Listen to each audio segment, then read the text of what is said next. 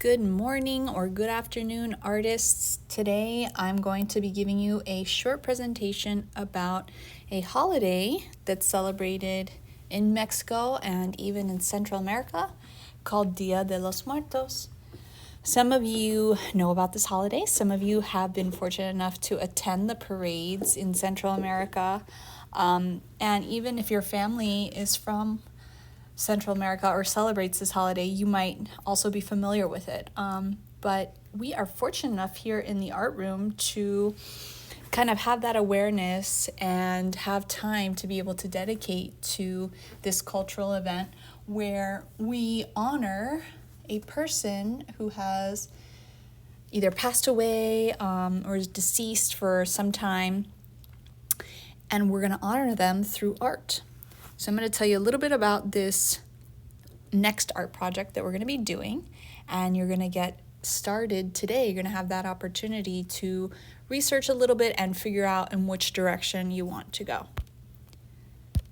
So if you did not know, Day of the Dead, it is traditionally a Mexican holiday, and we celebrate it here in the United States and in the Catholic religion as All Souls Day, which is coming up November 1st, the day after Halloween. And in Mexico, it's also celebrated on November 2nd. So very much in conjunction with All Souls Day and revering people who've passed away, and definitely being ceremonious towards honoring them. And, lots of families gather, they do parades, they go visit the cemetery, they have festivals. And as you've seen, people in Mexico also dress up as sugar skulls. They paint their faces, and I'm sure you've seen some kind of sugar skulls. If you look towards the front part of the room to the right side of the door where you enter, there is a little sugar skull shrine, which I kind of put together in honor of this project that we do. So if you need inspiration, you can check that part out. It's got a little candle and a cute little sugar skulls on it. So what you're going to be doing is something very similar to this, right? You are going to be making your very own sugar skull that is painted or using construction paper, but you're going to be doing this in honor of a person who has passed away. Okay, this could be somebody in your family, this could be a pet, this could be a famous person, this could be a deceased artist. It could literally be anybody who has passed away, maybe even a character from a book that you're reading, that you're mourning their loss, or that you respect them, okay? But essentially, the end project is going to be creating a sugar skull, right, that is intricate and beautifully crafted with so much enthusiasm and effort, right? And you can see some past examples of introduction to art students here who've made these sugar skulls in honor either of an actor or actress who has passed, their grandmother, maybe even a sibling or a pet, okay? So start to take notice, right? And I'm showing you some traditional ones as well so you can get an idea of the designs and colors, right? So we're going to talk about, intricacies now, but you can see like the one on the right here, that was another introduction to art student where she painted the background gold and she handmade the flowers to adorn that sugar skull. Okay, so this student had done it for her grandmother. Her grandmother's name was Rose, so she made the theme of her sugar skull around roses. And she did so in such a careful manner that took time, patience, love, right? And she dedicated it to her grandmother to honor her grandmother, Rose. These are some other traditional examples that are digital ones, okay? But again, so you can see that there's lots of symmetry, lots of color, lots of shape. But again, nicely done using a ruler, measuring it out, finding the center of the skull, and then of course applying symmetrical principles to be able to create the design, right? You see here the crosses in the middle, and then you have this orange flower that's on the left side and the right side in the same place, okay? Again, if you drew a line down the middle, a vertical line, you would have exact symmetry. And you know that because if you drew the line down the middle and you folded it, the left side is equivalent to the right side and vice versa. Here are some other examples, right, of students who dedicated their skull to their Cuban grandfather, all right, and even on the left we have another dedication, beautiful line work of blue and white, which I think that their grandfather was Greek, so there's like an element of this beautiful blue and white in dedication to the person who has passed. Another beautiful example of some digital art of a more traditional sugar skull. And again, I'm showing you these so that you can start to get inspiration and see, okay, do you want to do a background? Do you want your background to be black and then your sugar skull to be white with beautiful bright colors so they can pop? All right, or do you want to do a glitter background? Like this student dedicated her skull to Karl Lagerfeld, who was a very famous Chanel designer. So again, it doesn't have to be a personal person that you knew, like from your family. It could be a famous person who has passed. It could be a pet. It could be an artist. Again, it could be a fictional character from a book. That would be kind of cool, or even from a play. All right, this one is beautiful. Again, you can see the element and the theme of animals here, but again, using symmetry. All right, this student, especially on the right, decided to do two colors in the background. So I thought that was interesting. But again, looking at these designs, they're nice and clean. All right, more inspiration for you.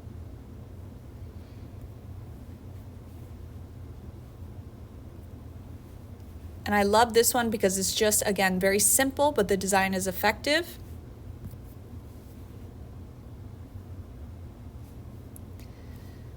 All right, so again, your next project is going to be centered around making a sugar skull for someone who has passed. The final project will be due at the end of class on October 31st. This is Halloween because you are going to be having them on display for the Mass for November 1st, okay? So your skull is going to be turned in at the end of class on October 31st. This is going to be done on a piece of paper that I give you in class on Wednesday. So today you are not starting the actual project, okay, but you're going to be starting to plan out this project. So start to think about who you want to do this for, okay? Maybe 2, 3, 4 people who are kind of coming to mind right now, people who have passed away, that you really revere or have a lot of honor for and respect, right? And think about the things that they like, okay? If you knew the person more personally, do they have a favorite color? Is their favorite animal a rabbit, or did they love to eat spaghetti? You know, things to think about, right? You're going to also be writing a small note on the back to them, so think about something that you would like to say to them, because we're going to honor them with this beautifully crafted artwork, but you're also going to write a little letter to them. Okay, so I had a student do one for Bob Ross, who again was a wonderful artist who passed away. All right, incorporating some famous quotes from Bob Ross, some landscapes that he used to do, was very famous for those things. This one was done by one of my art students that she loved, Basquiat, who's a famous artist who also passed away. So she used his style to incorporate into the actual sugar skull artwork here. Some other beautiful ones that took another turn, just nice, different, original ideas.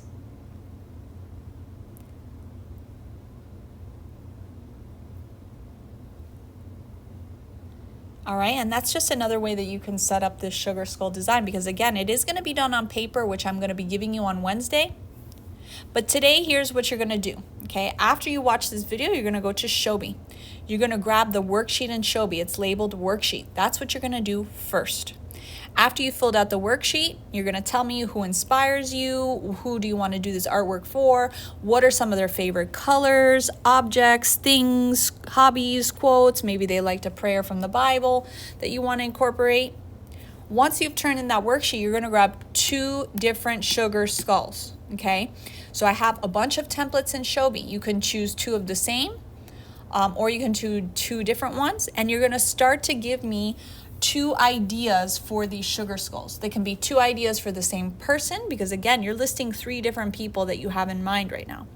So again, it could be 2 separate skulls for the same person, exploring ideas, plans, processes, or you can do 1 sugar skull for one person and another sugar skull for another person. Okay, that's fine too. But at the end of class today, if you see number 6 right here, it says that you need to submit the worksheet and 2 skulls. So that's 3 things that you're submitting. It should only take you 10 minutes or less on the worksheet, and then you should be spending 20 minutes on each sugar skull, which you're bringing in again to Notability, doing it digitally today, so that you can plan out the process, okay? You are not doing this in your sketchbook. You are not working with any art supplies today. The only thing you're doing is working with your iPad to complete 3 things: worksheet and 2 skulls. There's the worksheet. It's also going to be in Shobi, all right? And those skull templates are also going to be in Shobi for you as well, so that you can have the option to just drag it into Notability. Again, you can make your own if you want, but these are already kind of pre-templated for you so that you can just grab them and go, all right? And again, be inspired. Try and figure out, do you want a background for this beautiful skull? All right, and when I see you on Wednesday, I'm going to be giving you some paper so that you can start on the real project. You will have Wednesday 90 minutes of class to work. Friday is a 40-minute period. We will do our best to get some stuff done. And then Monday is October 31st. You'll be your last day to work on this. So make sure you're working and you're choosing some kind of sugar skull design that is able to get done in about 90, 90, 40. That is about 200 minutes, guys. Okay, so it's about 3 hours of working time, okay? So keep in mind that whatever your final design needs to be, you need to be able to execute it in 3 hours working time. If you have any questions, feel free to email me. Please have fun today, and really channel the person that you're trying to make this for, and really hone in on their energy and see what it is that you want to communicate to them, right? And how you want to honor and respect them. Okay, again, if you have any questions, feel free, reach out, email me. Have a great day, guys.